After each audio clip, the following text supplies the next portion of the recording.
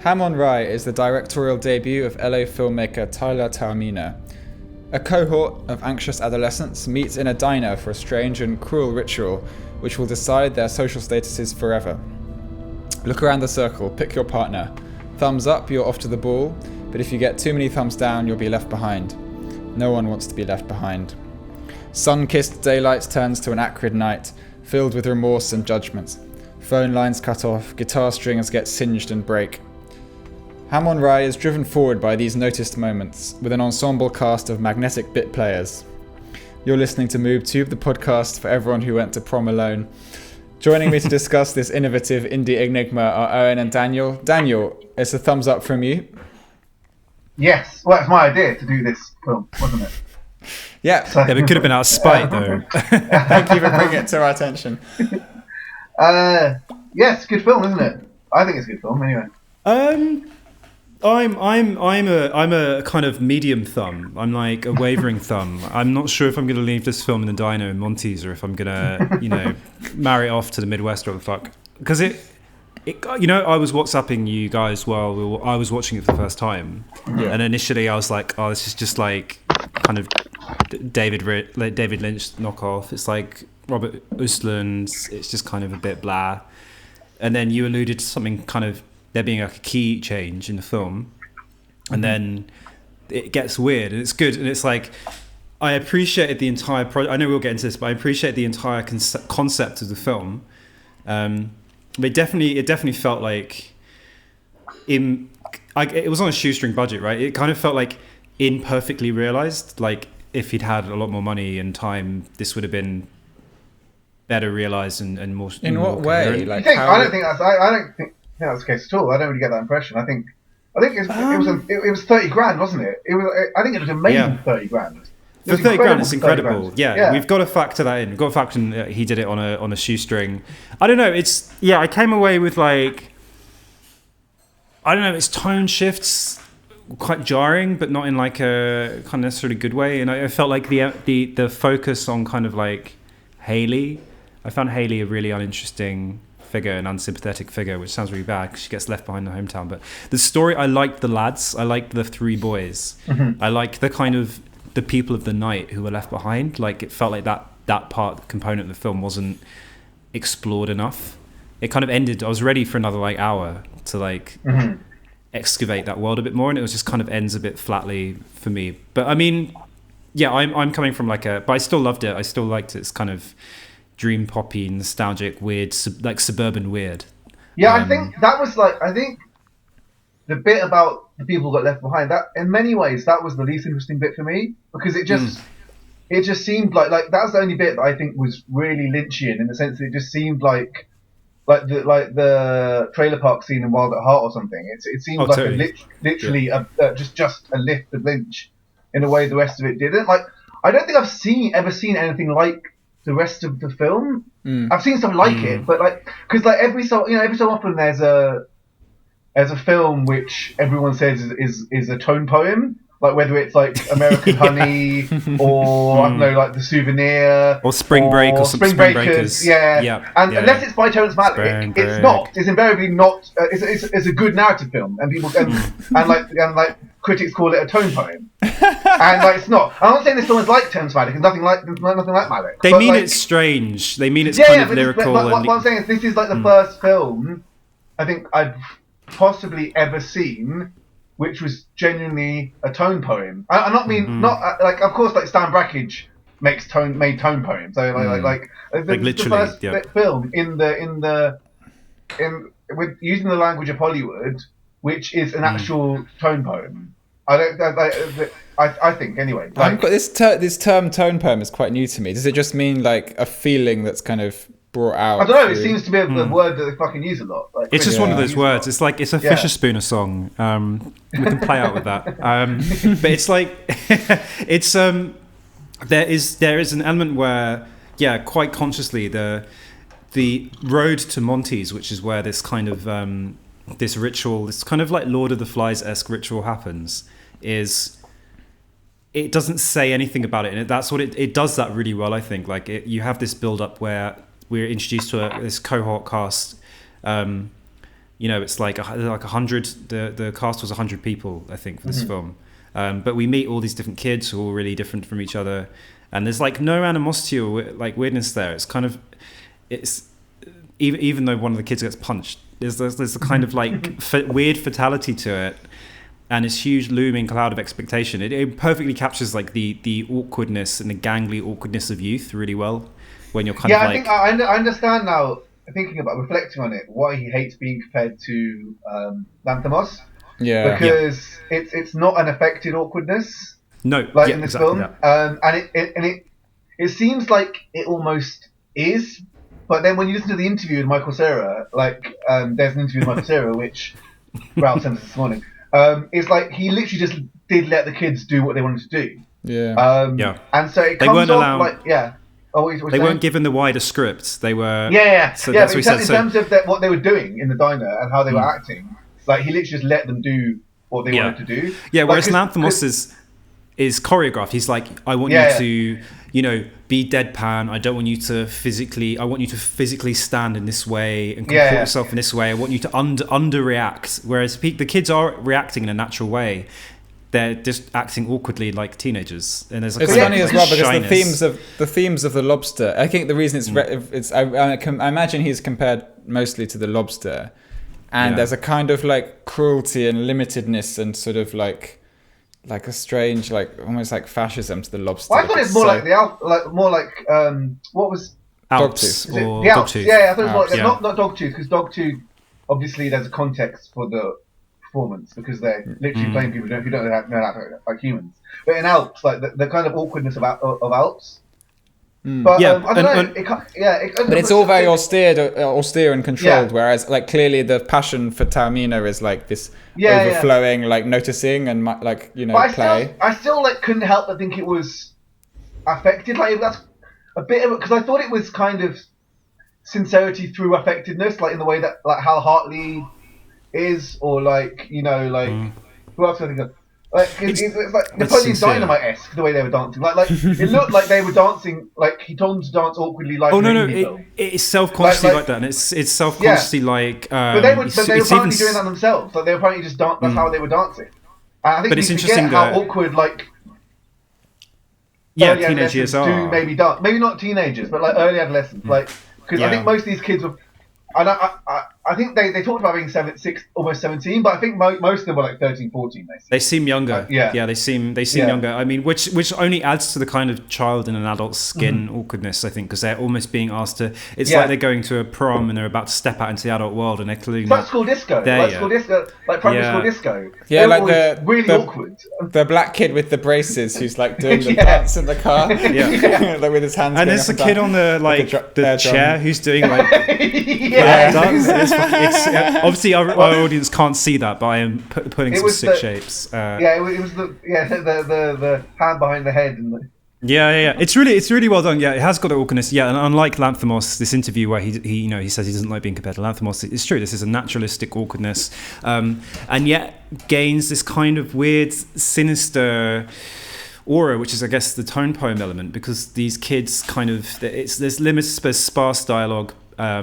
There's these kind of moments of kind of strange significance which never really reveal themselves, like when the two sets of boys are walking down the road opposite each other and they're kind of sizing each other up, but then 3 of them just climb over a fence and then the other guys are just like, okay, and then one of the kids has that panic attack. It's just, or whatever they call it, it's well done. I mean, so my dislike of it, I suppose, is just kind of, it's not a dislike, actually. It's just I don't know how I feel about it, but there's elements of it which are but when you talk compelling. About the sense of it evoking something more, that's not so much in the sense of how Lynch evokes something more, where the whole thing seems to be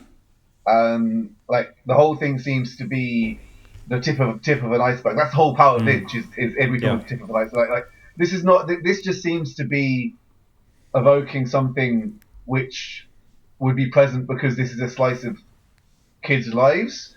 Because in that interview he talks about when he stumbled upon some football homecoming game, and he was looking at all the glimpses of life, and he was thinking he could watch these kids like having fun without knowing anything about them. And he was like, how long could I watch that for? And it was like this film was an exercise in how long you could watch that for. Yeah, I'm just going to play that clip for our listeners. And we heard fireworks, and we followed them, and then we ended up at this high school football like homecoming game, and he was part of the band. He was all nostalgic, and I remember so many funny times of like fights behind the bleachers during these events. So it was a nostalgia trip for both of us. And I asked him then and there, like, if you just filmed, these disembodied images that we're seeing of the kids and the excitement, the parents and the this and the that and the person behind the concession booth and all this life in this space, when would it get boring? When would you start being like, I'm not interested in this anymore? How long would you stay interested in just these images of life orbiting around without context? I've just been so interested in this sort of like recreating that experience that I had there. Can I my theory about the cruelty of that interview is that Michael Cera is one of the kids that was left behind, because he will forever have to star in like kind of Arrested Development or like kind of semi-shit films, and he's the kid that's left behind. Like he'll never get his big break. American indie indie film. Yeah, it's true what you said earlier, Daniel. Like he's achieved huge acclaim and is a good actor off the back of like no decent starring roles. Yeah, I was just saying that he's better than. Like, who did I say? Well, I think Dano and Eisenberg. Yeah, he's a better version of Paul Dano and Jesse Eisenberg. But they make far better films than him. Like he makes like Michael Cera. He's got a. He just needs a new with agent. Jesse Eisenberg. Yeah. Jesse Eisenberg kind of had the big swing with like Social Network, and he kind of like Zuckerberg.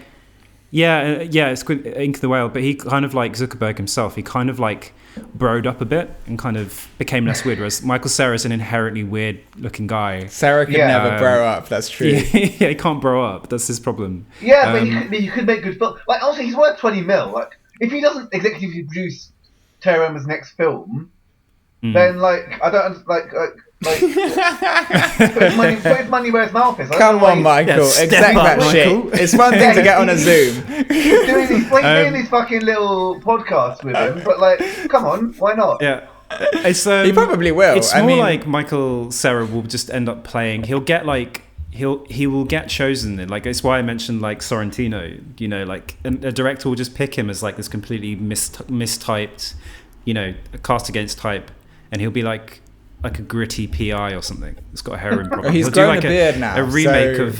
He's teeing it up. He's clearly seen Ham on Ryan. He's thinking, "Fucking hell!" Like, there's a whole world of cinema I've been missing out on. But yeah, I mean, we're kind of like skirting around the edge of the iceberg here because there's a lot to unpack. It has moments of real fantasy. It's not just not only this kind of secular ritual with the kid dancing in the fez, and you think, is this going to be a metaphorical, like a literal thing where people's fates are decided, or is it metaphorical? But then when we see the kind of paired off, like the successful kids walk off into the sunset, and it switches to a kind of handheld shitty camera at that point, and then they literally vanish they're wiped off on the horizon at the top of the road, and it's like it's quite a smart way of. Quite an unexpected way that kind of teases at the kind of reality and fiction of this film. Yeah, but why kind of confusing? I don't want to be a narrative guy, because, but like the logic of the film, but like their parents disappeared as well because their houses were empty. If we're talking about how they disappear, like because she rings on the bell and like and then there's the boy down the road who's like shouting some guy's name. Yeah, you're right. Whereas the other parents are left. Yeah, I mean, the assumption is that the parents are left behind because there's that guy who's like pressuring his kid to don't fuck it up. And also they have the thing about the mum writing the fake postcards from the sister. Like the first time I watched that, I thought, because I knew fuck all about this film. I went into it knowing nothing. First time I watched it, and I thought there was going to be some weird twist where like the kids, like Soylent Green, like the kids who were chosen were like killed by the town, and then the parents would pretend they were alive because they had that whole thing where it has that energy. That postcard looks like it's written by an older person. Yeah, because she comments, she says, "Oh, she's got an old person's handwriting." Yeah, but I think the implication of the postcard is written by the parents, right? It's like yeah, I think so. And then there's that phone conversation with the brother on the table, and the signal's really bad. Yeah, there's an actual physical barrier between these worlds. It's almost quite Philip K. Dick in a way. Like I'm really keen on how the device is so unobtrusive. I think it's partly the fact that there isn't like a hero or a starring cast or anything, but it's partly just like that the device manifests through these quite banal details, and it's so rooted. The device is so rooted in a feeling that we all of us, anyone who's been through even a remotely conventional adolescence, like knows very familiarly, like this sense of like, both on an academic and a romantic level, like, are you going to make it? Like, are you going to be a complete fucking failure, or are you going to like ascend to like this great life under capitalism, you know? And it's navigated without any dogmatism. It's just kind of presented as this like really low key, like it happens in a sandwich diner. Like it's all so like crap. And because it shows the way that like because it is the ultimate kind of rural suburbia. It implies that like it paints a story of adolescence which is highly ritualized. And the idea that I know we talked about, you know, Daniel, you said about the iceberg of Lynch, and the art of Lynch is pointing, you know, alluding to a bigger iceberg that sits under everything. Here, that there is a kind of iceberg, but the iceberg is just adult life and the future, which no one can see, no one has access to, and it's unknowable when you're an adolescent. And I think you're right, like the kind of staticky conversation with the brother, with the signal breaking off, which was like the most Lynchian part. I think the second most Lynchian part, possibly. That was the only thing it lacked was a drone. If it had a drone underneath, that would have been like fucking so Lynchian. If that scene had like focused on like the equivalent of their fan at the top of the stairs in Lord Palmer's house, if it had focused on like the sandwich like guy, like it does focus on like the meat grinder, you know, if it just focused on that meat grinder. I do think it was very reminiscent of like Twin Peaks: The Return, like the most recent. But that scene where they call the brother, if that had a drone underneath and been a little bit more uncomfortable, like maybe the woman, like maybe the mum would have looked even more uncomfortable. She would have burst into tears. I want you to look a little bit more unsettled. Do it again, but good. Because if there was like if we were lynching it, you'd need lynching the film. You'd have like Angelo Badalamenti score, and the mum would break into tears, and no one would comfort her or something.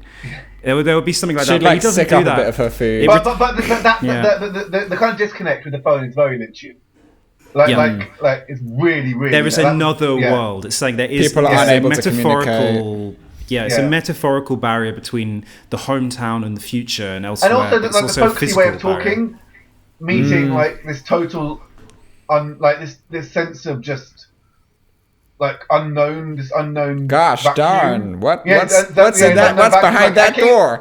I came by the campus the other day. It seems so casual, and it's like this guy seems like he's in the fucking another universe. Like it's just like which is what it feels like, I guess, when you're. I mean, that is the it's not impossible to move spatially, like America's big, whatever, but the actual like spiritual disconnect between people who've made it and escaped their hometown, and everyone who has escaped their hometown kind of mythologizes, they feel like they've escaped the kind of torture of that and the closeted nature of that past. And I kind of feel maybe that this is the fact that it evoked the 60s, 70s, 80s, and 90s, as I think all of them he says in that interview, is because I don't know if this is true. This might be just a massive conjecture or like projection on my part, being as I don't know what it is to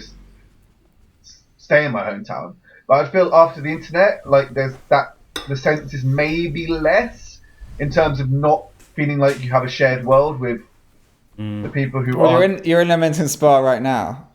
I am, yes, but like this is because there's a global pandemic on, and you've had problems with your signal as well. Yeah, indeed, but that's because there's a global pandemic on. You know, I mean, I don't know. In terms, anyway, but that's a tangent. You were saying this is different as well, though. This is a lifelong, disconnect from condemnation. People who have had to be, stay trapped at home, and it's like there's a we kind of treat those people as outcasts almost a little bit. Whenever I've gone back to my hometown or whatever, you feel that palpable relief that you're not there anymore. And you feel kind of relieved and sorry for people who kind of got left behind. I mean, I'm projecting a bit, but it's true. You're like, thank God I wasn't kind of left here to kind of in decay Norfolk. And rot. In Norfolk, in Suffolk, yeah. But yeah, thank fuck. I mean, because that's a county that's literally being sucked back into the sea. So, but there is the palpable feeling of that in the film. When we meet the dejected, the people who are left behind, like you said, Daniel, it gets very Lynchian there, and it's like with the kind of like awkward trio of guys who like go, like they're not really going anywhere fast. They've got segues though. They got segues, which is quite good. Yeah. One of the few intrusions of like a very modern thing into the universe of that film, because like you said, it does. Was vaping. Like vaping would look cool. Yeah, one person does. One person vapes. Yeah, one of the people playing Uno, the woman who's playing Uno, has like a vape. Oh yes, of course. Yeah. I remember that. And then there's a bit where she throws he throws her sandwich on the fire. the burning of the guitar strings. There are so many like visual, really, really memorable like just set pieces that just cut in together. I think that's what I mean, I watched it twice within the space of a week. I just watched it on Monday and then I watched it on Wednesday again. And I liked it a lot more the second time. It's very rare for me to watch the same film in such a short period of time. Yeah. And I probably wouldn't have done it if we weren't podding about it. But I just felt like, especially because it meets its end as its beginning with the children playing and the sparklers. Yeah. And I just found everything made sense the second time around, but not in a literal narrative way. Just like everything felt, because you sort of knew what was coming. There was like this real calm and beauty to it. Whereas the first time around, there is a little bit of irritation where you're like, oh, why is that happening now? Whereas the second time around, it really flows beautifully. Yeah, I think part of that is intentional, like the sense of anticipation at the beginning, because there's a lot of scenes of like frustrations, I think it's like a firework or something that they light, and you watch the flame go down, but you don't see the explosion. It's like all these little Ostland. That's why I mentioned Ostland, because there's all these little Ostland things that kind of grate and kind of get under the skin. Or like Tarkovsky. All these little irritations, that don't resolve themselves. You can't compare Ostland to Tarkovsky. I mean, no, but you can compare. Like I don't know. Any time there's an infuriating scene in the film where it doesn't come to a conclusion, I always think of.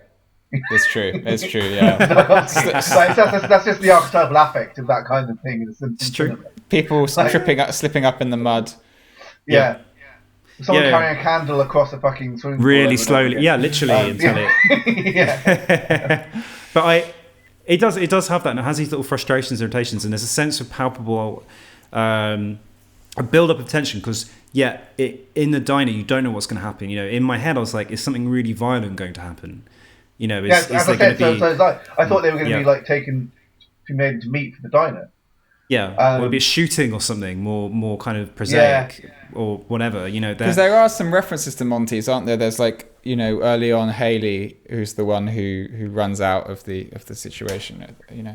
At the ritual. She says beforehand, got great food there. Yeah. Don't you think that what they do there is a bit is a bit fucked? And her friend and then her friend says there's great they food got there, great food, and she's like, oh, that's true, they got great food, but she doesn't really feel it, Yeah. But I'm interested in Hayley, because like, what does she represent? Because she's not, her character is not left behind. She voluntarily like steps out. Yeah. And it's kind of like almost like she is not going to be stuck in the town in the way that everyone else Other people are. Yeah, she seems to be like... I don't know. Like, also, because she's kind of good looking, right? So she's not gonna... She probably would have been picked to go off to the thing. Yeah, for a start, And also, she already said she wants to go to the Midwest. I call that. like it seems like this is just me. I'm just making this up, but Go for it. I haven't thought about this before. But it's almost as if like the people who are chosen maybe are following a kind of conventional path of success, while she is, as the character we are encouraged to identify with, is kind of like a kind of art / intelligentsia dropout, because that's what like people who made this film are purely. I don't know, you know. Well, they're like, indie filmmakers, certainly. Yeah, exactly. Yeah. So they're not bankers or doctors. Well, that's true, because the point that would kind of illuminate that is, you're right, when she says what they do there is a bit fucked up, the other girl doesn't really hear that. She's not really, because Hayley's got the awareness that she's talking about the ritual and the system. The other girl's not really, she's not aware of that because she's kind of a normie, she likes right? Food. Yeah, she likes food. She's just thinking about food. Yeah. So they're actually on different mental planes almost, you know? And it's like they're having these separate conversations early in the film that aren't really hooking up. And yeah, maybe they are going on this conventional path to success, you know, college and a career. And similarly, like, because, you know, originally he said that the film was meant to end with Hayley and the guy, what was he called? The guy, I can't remember his name. Was it the guy who has the panic attack, or the kid who gets punched? No, the guy who works in the diner. The music guy who burns his guitar strings. Yeah. I forgot his name, but yeah. So they were meant to have a year later epilogue where him and Hayley were together as a couple. Yeah, that wouldn't work. That would be kind of shit. Yeah, exactly. Yeah. I don't know how that squares. Because also like, they wouldn't fancy each other, those two people. But that's what fucking he wrote. So I don't know. Like... You're wrong. They just have totally different vibes. I think they would just But she's a lot more pure, and he's got this grungy kind of. But that's clearly why they didn't do it in the end. But like that was yeah. He just seems. I feel really bad for that guy because he's like, he's just got no positivity. No. And his friends haven't got the kind of, I guess, emotional vocabulary to kind of help him. You know, when he's surrounded himself by like really. But I mean, similarly, he seems aware of the situation in the way that Hayley is, and everyone else seems to just accept it. Yeah, so, you're right. You're right. That he's got a kind of awareness that separates him. It's like it's almost like the director's kind of painting a third path. Well, he's the proletariat who hates his job, and she is like the petty bourgeois who wants to escape the path laid out for her. Yeah. So in that sense, maybe it did make sense for them to like hook up at the end. Yeah. I'm glad he didn't do that, because the unresolvedness of it is makes it a lot more ambiguous and a lot more interesting. Although go on, Ralph. Sorry, I was just going to say, like, it seems like creatively, every time Taormina had the opportunity to like embrace uncertainty or like allow things to be unresolved, he like went for that, you know, which I love. Yeah, like the owner of the you know, these little things kind of gain clarity by the end of the film. Like the owner of Monty, so Monty himself, who you assume would be like a jolly kind of town institution, you know, he is really quite an unpleasant and unhappy man, you know, because the kid, you know, he's working there and he's like, oh, hey, Mr. Monty, like the grinder's broken again. And he's just accuses him of slacking. And also he seems oblivious to the ritual as well. Yeah. He's like, oh, these kids in my diner, and like he doesn't seem like like you think he'd be some like you know like Summer Isle, like you think if within the world of the film you think he'd be like some high priest figure who was presiding over but he notices some vegan giving him lip at the counter. Yeah. But he doesn't notice this like very obscure, like very But then again, that makes sense if you read it as those kids being the kids on the conventional middle class path to success, while he's just a dude who owns a diner and doesn't really care about like kids going uni and getting good jobs. You know, like he just runs this diner in a small town, and it's the gulf between, it's the emotional gulf between the world filled with like significance and mythology of when you're a child and the kind of dreariness of, for them, like Monty's is like a temple, but for him it's just my fucking job. Yeah. He just. Yeah, the funniest bit of that scene is when you look at his desk and he's got 3 framed photos of sandwiches. It's like the best fucking detail in the film. It's like he's just it's not like family, it's like a fucking sub. They look like quite good subs. They look right. Some of them looked alright, but the actual sound, like the ham on rye or whatever, I don't know if we see that, but it sounds dry as shit. It sounds really unpalatable. But it's Bukowski. Was it intentional that he named a film which is like so tonally different to Bukowski? Like that couldn't be more disparate from Bukowski. But is it? Because like in a way, ham on rye, the ennui of being stuck in being trapped, because but Bukowski kind of derives an outsider. He's an outsider artist. He derives a filthy poetry from the outcasts and the down and outs. It's like a Celan element, Paul Celan kind of element to it, right? And it's like the glorious, dirty beauty of the outcasts. And I think there's I was looking at it, I was thinking, how connected are these things, right? But there's like there's a quote from Ham on Rye, the book, which is set in the 20s and 30s. It's what a weary time those years were, to have the desire and the need to live, but not the ability. And it's the kind of, the character in that who's a kind of poorly veiled version of Bukowski. The character's called like Henry Chinaski. Is a kind of self-loathing, bitter drunk, but also, with a heart of gold and a poet's sentimentality. So like, there isn't Haley and the Guitar Kid kind of have that energy about him, and the film has got an element of that. I can't help but think that this has got to be about Bukowski in a way. These kind of drifters, these like poetic drifters, who are neither successful or conventional or just like dreary slobs. That's a great quote. The one about not having the means. It's a really good book. He's really I know everyone's like he's a really popular writer now. Everyone's like, oh, if you go home to. I read it when I was 14, I think. It's a great book to read. I've never read any Bukowski. Along with Post Office. Post Office is great. So good. They're full of like drunks and whores and fighters. And also his poem book, Play the Piano Drunk. Yeah, we were talking. Fingers begin to bleed a bit. What's that? Play the piano drunk until your fingers begin to bleed a bit. There's loads of aphorisms like that. Play the piano drunk as a percussion instrument until the fingers begin to bleed a bit.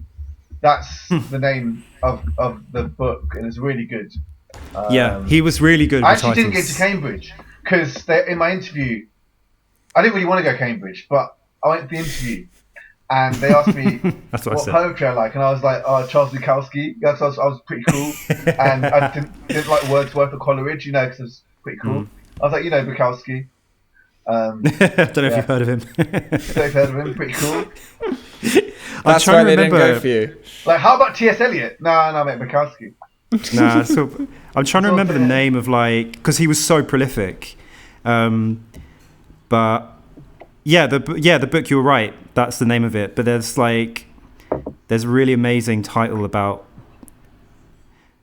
I don't know. I will never find it. But there is a particularly good set of recordings that Bukowski did later in his life on like a tape cassette. I was talking to Ralph about them before, where he recites some of his stories and poems, and they're amazing. Like he's just got an amazing gritty drawl. And delivers them with huge panache. He's he's one of the characters that got left behind in this town, but he kind of brings levity and like poetry to it, right? But just to bring it back to the film, so we know from his Letterboxd that Tyler Taormina is, I guess for his age, quite a normally online kind of person. And quite aware of his presence. So there's a decent chance that he'll be listening to this podcast. Do either of you have a message for Comrade Tyler? What were his favourite films on Letterboxd? Let's have a look. My message is, while you look that up, my message would be cast Michael Cera in your next film. Leading man. Make it happen. Make Michael Cera happen. He needs to fund his next film. because Michael Yeah, but Cera that- You is need to tend fund to it do that. and star in it. If you exec produce a film, you tend to star in it as well. his favourite films are Make Way for Tomorrow, which I haven't heard of, which is a film from the 30s. Some Came Running, which is a Minnelli film, which I haven't seen. Haven't seen it.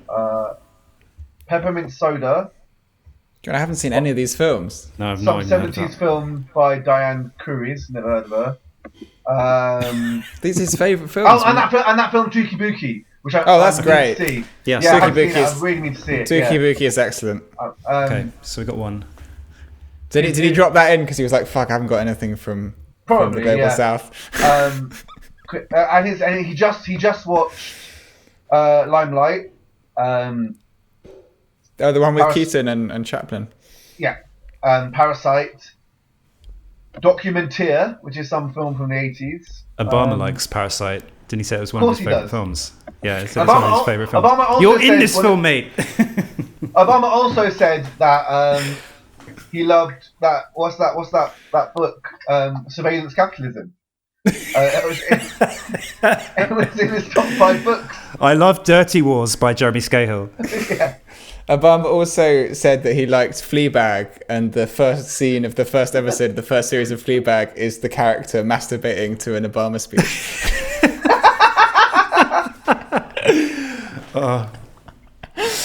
Let me be clear. I love that scene. It's really interesting when you look at, like, as it were, people who are the problem, their taste in culture, which is obviously from a signifier, because, like, but he is, he is in Parasite, but he's got the delusion that he's not, Well, we all know that Trump's favourite book is the Bible. And which bit? Oh, all of it. I love it. It's all great book. It's beautiful. It's so beautiful. We're not allowed to do this so anymore. wonderful. I love it. And his favourite film is Citizen Kane, is it not? Citizen Kane, yeah, throwback to our Orson Welles episode. He's a big Yeah. fan of Citizen Kane, which I think I think it's like a beautiful thing to make a Trumpism myself. Can we It's send that out he- the Trump era by playing that clip at the end of this pod? Because where he talks about Rosebud and that he thinks Rosebud is We not a already good played word. it on the Orson Welles Did episode. we? I don't remember that. It was a great Rosebud. It's a great word. I think if they had picked a different word, it wouldn't have worked as well. The word rosebud, for whatever reason, has captivated moviegoers and movie watchers for so many years, and to this day is perhaps the single word. And perhaps if they came up with another word that meant the same thing, it wouldn't have worked. But rosebud works. Good word. Great word, one of the best all-time good words. Good word. I love that word. Beautiful word. Well, I don't know if we've exhausted what we can say about Ham and Rye. We've eaten the sandwich. We feel pretty good about it, actually. Yeah. Yeah, I think. I'm interested to see what he does next, really. I'm really interested to see what he does next. Yeah, Hopefully he doesn't lose... Sorry, Ralph. I was just going to say, like, I really enjoyed watching Voices Through Time, which he references in the Michael Cera interview, which is an Italian film by Franco Piavoli, which is like, it's documentary, but it's sort of structured and planned a little bit the way that Ham on Rye is, but like slightly less narratively driven. I mean, not at all narratively driven, but it just has this structure of the 4 seasons in Italy and the 4 eras of life. So it starts with a baby being born and it ends kind of like with old elderly people, and it has this, in the middle, bits of young people dancing and marriage and middle age, and it's really beautifully shot. It was shot in 1989, I think, and it's the closest thing you'll get to having a holiday in Italy. Okay, let's go. It's very evocative and beautiful, and it's all on YouTube, but slightly out of sync. But I downloaded it and like retimed it. So There's a Brackage film from a kid's perspective. I can't remember what it's called. What, the one where the kid gets the birthing of his child? No, that's That's that. that's not the one I'm Not thinking that. of. No, it's a film. Scenes from Under Childhood. That's what it's called. Scenes from Under Childhood. That's I think also, I've seen that. Yeah. That's a good film from a child's perspective. Brackage is great, man. Yeah, the best. I think the greatest. I think he's the greatest. Is he your favourite film director? I think he's the greatest film artist of all time. Yeah, Dave's my favourite film director. My favourite film director is probably Lynch. Right. But I think Stan Brakhage is the greatest. There's a really good anecdote I heard him give. I saw an interview with him, and he was talking about screening. I think it was is it Dog Star Man? Maybe he was screening, or he might have even been screening something more abstract still. No. That's a great anecdote though, where Tarkovsky pars him off. Yeah. No, it's Brakhage screening, and he was screening one of his films at like NYU or something. And obviously it was quite a small audience. Oh, and an engineering student walks in. And it's just he walks into the wrong classroom, but he's so enraptured by it that he just stays, and Brakhage just focuses on this kid who just stands and watches the entirety of a Brakhage film. I don't know if I can sit and watch this 3 hour. It's just I don't know how apocryphal that is, but the kid maybe just lingered for 10 minutes, but it's testament to the hypnotic power of the unsteady hypnotic power of Brakhage. It's just, I think the film was the film where he films through an ashtray, through a mirror. I can't remember what it's called. A glass that he holds up to the camera. It's that one. It's like a feature film of filming through glasses. That was the one that the engineering student, he put his briefcase down and just kept turning away and then turned back. He couldn't pull himself away. And then he couldn't resist. We've got you now. Yeah. It is actually a film where they hit. Daniel, we should get you back on to review some Brakhage. Shit, should we do Brakhage? Now that we're not limited by movie. Yeah, we should do a Brakhage. We should do it's the Criterion. Is it online, the Criterion Collection? Because that's good. The Criterion Collection. You need a VPN. I've got a VPN now. I've also got a Blu-ray of Brakhage films, a pirated one. The Criterion one. Yeah. Yeah, I've got that, but it's not with me right now. We could, fuck it. I don't know. We could screen share a film and watch some Brakhage and watch Brakhage again as we do. Oh yeah, it's silent. We could do a commentary, a fan commentary. I love that blob. That is a really interesting Science Theatre with Brakhage. Mystery expressionist film theatre, whatever the fuck. But yeah, we could choose so much stuff. Scenes from Under Childhood, yeah, that's the one. Is that? I don't think that's in the box set, but is it online? It must. I mean, I'm sure it'll be on Caragaga. Maybe we could resurrect it and get it more into resurrect Caragaga. Isn't Caragaga a closed ship now? Haven't they? No. I mean, hatches? It's Scenes from Under Childhood is 135 minutes. Oh my god! The film is an attempt by Brakhage to visualize how children saw the world. Jay Hoberman called it a glorious 2-hour plus romantic epic. Yeah, we should probably wrap this up. But yeah, Hammond Wright, top work. Hammond Wright. Well, Owen's middling. I think. I 2 thumbs up from me. What about you? 2 thumbs up. Yeah, I think 1 thumb up and 1 thumb on the side. That's how I feel. Yeah, that's where I'm at. Oh, okay. If that's how you feel, I'm doing 2 thumbs up. 2 thumbs up. Wow.